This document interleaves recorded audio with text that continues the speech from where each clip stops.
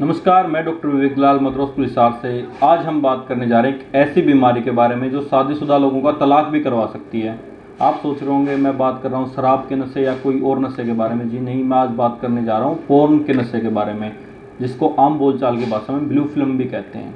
जी हाँ, ये भी एक नशा है जो आजकल 50% से ज़्यादा युवाओं को या और 70% से ज़्यादा ओल्ड एज के लोगों को, लगभग 40-45 से मिडिल एज के जो लोगों को होता है उनको हो रखा है ये नशा।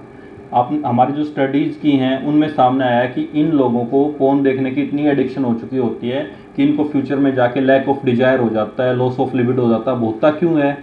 सबसे बड़ी बात आती है जब इंसान फ़ोन देख रहा होता है, वो मन में इमेजिनरी लाइफ चलती है उसके मन में बहुत सारी इमेजिनेशंस होती हैं। वो अपने पार्टनर को चाहता है कि उसका पार्टनर भी ऐसे ही जैसे फ़ोन में सेक्स होता है वैसे ही सेक्स करे। लेकिन जब वो रियल में सेक्स करता है अपने पार्टनर के साथ, तो उसका रियल सेक्स होता है वो उसकी इमेजिनरी लाइफ से या इमेजिनरी सेक्स लाइफ से बहुत अलग होता है। फिर वहाँ पहुँचता है उसको दुख, उसके मन में नेगेटिव एनर्जी, नेगेटिव थॉट्स आना, नाइट्रिक ऑक्साइड डिप्रेशन, या आप कह सकते हैं एक तरह से जो सेरोटोनिन हार्मोन होता है, जो हैप्पी हार्मोन होता है हमारा कि हम खुश रहते हैं, वो चीज़ें जब वो सोचता है कि यार ये तो सब कुछ अलग है, ये सब चीज़ें एकदम अलग हो गई हैं, जो ऐसा मैंने सोचा था वैसा कुछ भी नहीं है, तो उसके मन में सेरोटोनिन हार्मोन भी कम होने लग जाता है, जिसके फलस्वरूप उसको आगे जाकर अपने पार्टनर के साथ सेक्स करने की इच्छा ही नहीं होती, या होती भी है तो उसको खुद को इरेक्टाइल डिस्फंक्शन, क्योंकि उसका मन तो वहाँ पे है पार्टनर के साथ, लेकिन उसका शरीर पार्टनर के साथ है, लेकिन उसका मन अपने ही ख्यालों में खोया हुआ है कि मैं पता नहीं क्या कर दूँ, लेकिन वैसा कुछ भी नहीं होता। इसी वजह से उसको इन चीज़ों को erectile dysfunction, premature ejaculation, loss of libido, इनका सामना करना पड़ता है।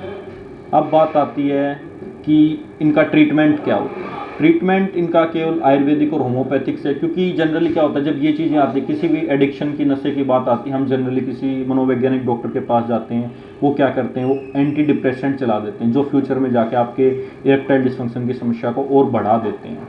इसीलिए केवल आयुर्वेद और होम्योपैथी में ही इसका समाधान है। अच्छे तरीके से आपकी काउंसलिंग की जाएगी, आपका ट्रीटमेंट किया जाएगा। अभी बात कर रहे हैं हम पोर्नोग्राफी की। जी सर। पहले एक समय था कि लोग इंडिविजुअली पोर्न को देखते थे, लेकिन अब सिनेरियो चेंज हो गया। अब जो कपल है वो दोनों साथ में बैठकर पोर्न को देखते हुए इसे एंजॉय भी करते हैं। साथ ही साथ एक दूसरे के प्रति उनकी एक्सपेक्टेशंस जो हैं वो भी हो जाती हैं, बट जब परफॉर्मेंस की बात है तो वो परफॉर्मेंस नहीं मिल पाती।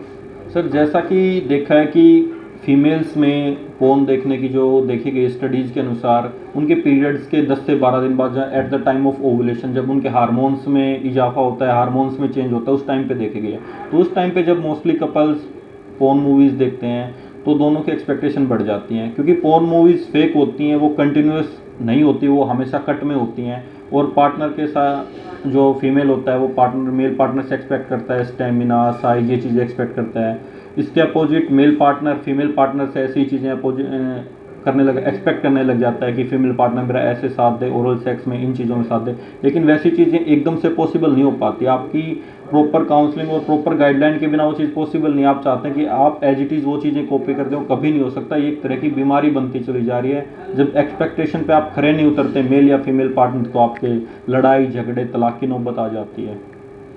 और अगर स्टूडेंट्स की बात करें, कोविड के बाद से जब एक ऑनलाइन क्लास का जो है सिनेरियो आया, तो उसके बाद हर बच्चे के हाथ में एक एंड्रॉयड फ़ोन था। एक समय था जब फ़ोन के लिए उन्हें ढूंढना पड़ता था, लेकिन अब जो है वो ऑनलाइन बहुत इजीली अवेलेबल है।